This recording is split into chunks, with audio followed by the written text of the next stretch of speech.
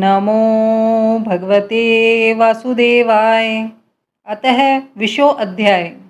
ब्रह्मा जी की रची हुई अनेक प्रकार की सृष्टि का वर्णन। सोनक जी कहते हैं, सुज्जी पृथ्वी रूप आधार पाकर स्वयंभू मनु ने आगे होने वाली संतति को उत्पन्न करने के लिए किन किन उपायों का अवलंबन किया। विदुर जी बड़े ही भगवत भक्त और भगवान श्री कृष्ण के अनन्य सुहृद थे। इसीलिए उन्होंने अपने बड़े भाई धृतराष्ट्र को उनके पुत्र दुर्योधन के सहित भगवान श्री कृष्ण का अनादर करने के कारण अपराधी समझकर त्याग दिया था। वे महर्षि देवयान के पुत्र थे और महिमा में उनसे किसी प्रकार कम नहीं थे तथा सब प्रकार भगवान श्री कृष्ण के आश्रित और कृष्ण भक्तों के अनुगामी थे। तीर्थ सेवन से उनका अंतःकरण और भी शुद्ध हो गया था। उन्होंने कुशाव्रत क्षेत्र हरिद्वार में बैठे हुए तत्वज्ञानियों में श्रेष्ठ मैत्रेय जी के पास जाकर और क्या पूछा। सुज्जी उन दोनों में वार्तालाप होने पर श्री हरि के चरणों से संबंध रखने वाली बड़ी पवित्र कथाएं हुई होगी, जो उन्हीं चरणों से निकले हुए गंगाजल के समान संपूर्ण पापों का नाश करने वाली होगी। सुज्जी आपका मंगल हो। आप हमें भगवान की वे पवित्र कथाएं सुनाइए।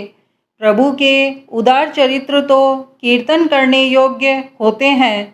भला ऐसा कौन रसिक होगा जो श्री हरि के लीला अमृत का पान करते करते तृप्त हो जाए।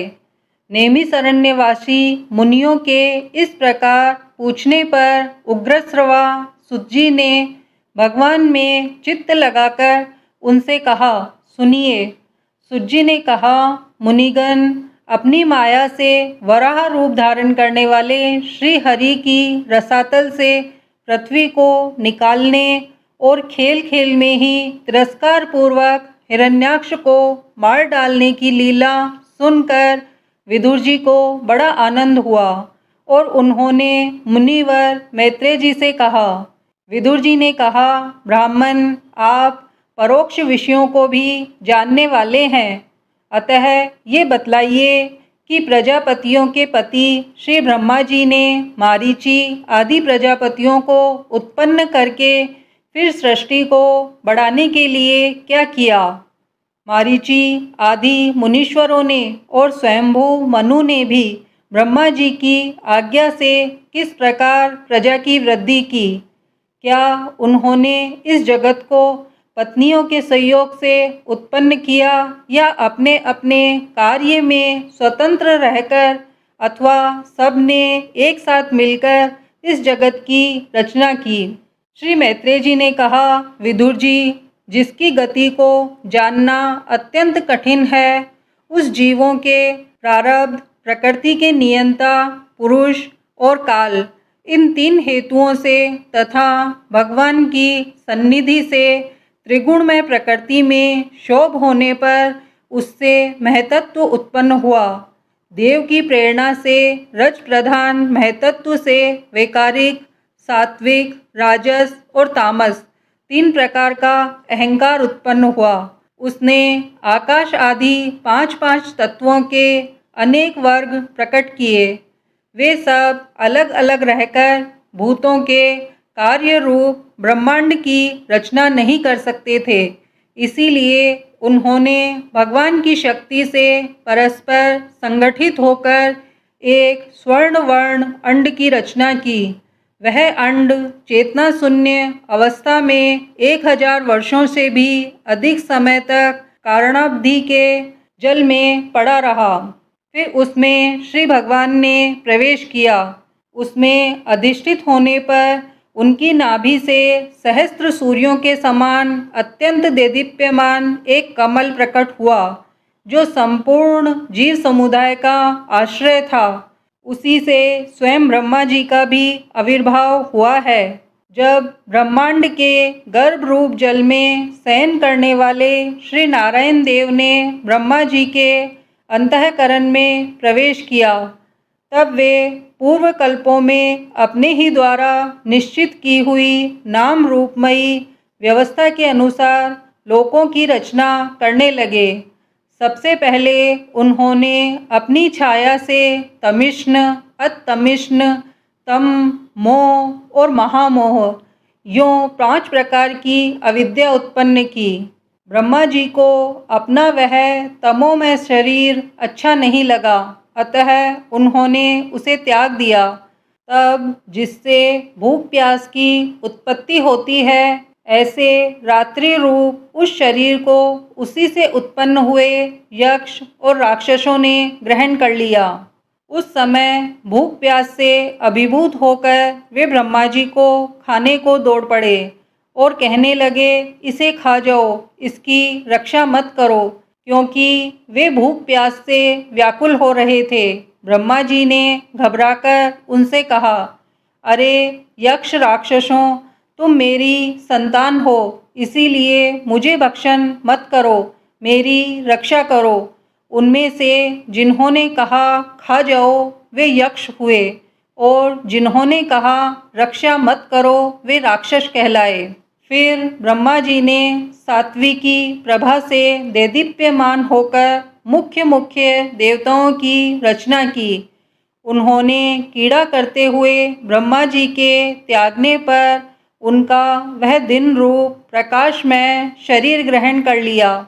इसके पश्चात ब्रह्मा जी ने अपने जगन देश से कामासक्त असुरों को उत्पन्न किया।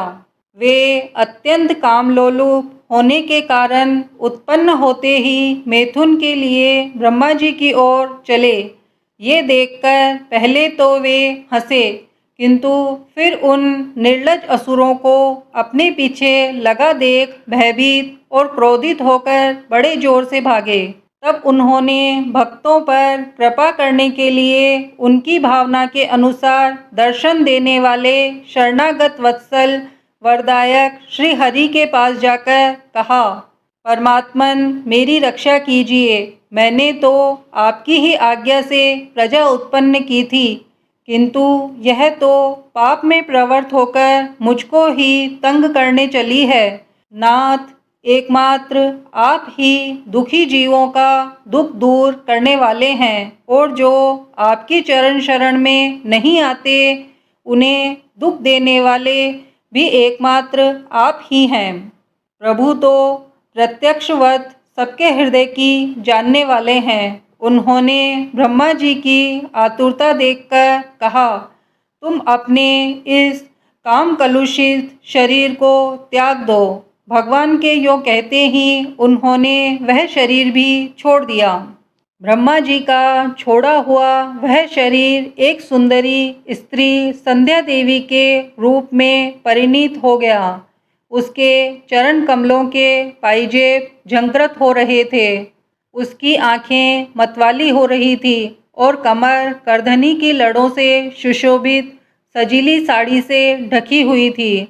उसके उभरे हुए स्तन इस प्रकार एक दूसरे से सटे हुए थे, उनके बीच में कोई अंतर ही नहीं रह गया था।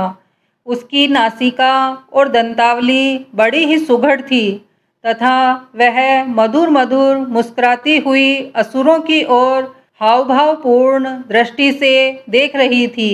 वह नीली नीली अलकावली से सुशोभित सुकुमारी मानो लज्जा के मारे अपने ही अंचल में सिमटी हुई थी। विदुर जी उस सुंदरी को देखकर सबके सब असुर मोहित हो गए। अहो, इसका कैसा विचित्र रूप, कैसा अलौकिक धैर्य और कैसी नई अवस्था है। देखो, हम काम पीड़ितों के बीच में यह कैसी बेपरवाह सी विचर रही है। इस प्रकार उन कुबुद्धि दैत्यों ने स्त्री रूपिणी संध्या के विषय में तरह तरह के तर्क वितर्क करके फिर उसका बहुत आदर करते हुए प्रेम पूर्वक पूछा, सुंदरी तुम कौन हो और किसकी पुत्री हो? भामिनी, यहाँ तुम्हारे आने का क्या प्रयोजन है? तुम अपने अनूप रूप का यह बेमोल सौदा दिखाकर हम अभागों को क्यों तरसा रही हो? अबले तुम कोई भी क्यों न हो, हमें तुम्हारा दर्शन हुआ है, यह बड़े सौभाग्य की बात है। तुम अपनी गेंद उछाल उछाल कर तो हम दर्शकों के मन को मथे डालती हो। सुंदरी, जब तुम उछलती हुई गेंद पर अपनी हथेली की थपकी मारती हो, तब तुम्हारा चरण कमल एक जगह नहीं ठहरता। तुम्हारा कटी प्रदेश स्थूल स्तनों के भार से थक सा जाता है और तुम्हारी निर्मल दृष्टि से भी थकावट छलकने लगती है। अहो, तुम्हारा केशपाश कितना सुंदर है। इस प्रकार स्त्री रूप से प्रकट हुई उस सायंकालीन संध्या ने उन्हें अत्यंत कामासक्त कर दिया और उन मूढ़ों ने उसे कोई रमणी रत्न समझकर ग्रहण कर लिया। तदंतर ब्रह्मा जी ने गंभीर भाव से हंसकर अपनी कांतिमयी मूर्ति से, जो अपने सौंदर्य का मानो आप ही आस्वादन करती थी, गंधर्व और अप्सराओं को उत्पन्न किया। उन्होंने ज्योत्सना चंद्रिका रूप अपने इस कांतिमय प्रिय शरीर को त्याग दिया। उसी को विश्वावसु आदि गंधर्वों ने प्रसन्नतापूर्वक ग्रहण किया। इसके पश्चात भगवान ब्रह्मा ने अपनी त्रंदा से भूत पिशाच उत्पन्न किए। उन्हें दिगंबर और बाल बखेरे देख उन्होंने आंखें मूंद ली। ब्रह्मा जी के त्यागे हुए उस जम्भाई रूप शरीर को भूत पिशाचों ने ग्रहण किया। इसी को निद्रा भी कहते हैं, जिससे जीवों की इंद्रियों में शिथिलता आती देखी जाती है। यदि कोई मनुष्य झूठे मुंह सो जाता है तो उस पर भूत पिशाच आदि आक्रमण करते हैं। उसी को उन्माद कहते हैं। फिर भगवान ब्रह्मा ने भावना की कि मैं तेजोमय हूँ और अपने अदृश्य रूप से साध्यगण एवं पितृगण को उत्पन्न किया। पितरों ने अपनी उत्पत्ति के स्थान उस अदृश्य शरीर को ग्रहण कर लिया। इसी को लक्ष्य में रखकर पंडित जन श्राद्ध आदि के द्वारा पितर और साध्यगणों को क्रमशः कव्य, पिंड और हव्य अर्पण करते हैं। अपनी तिरोधान शक्ति से ब्रह्मा जी ने सिद्ध और विद्याधरों की सृष्टि की और उन्हें अपना वह अंतर्ध्यान नामक अद्भुत शरीर दिया।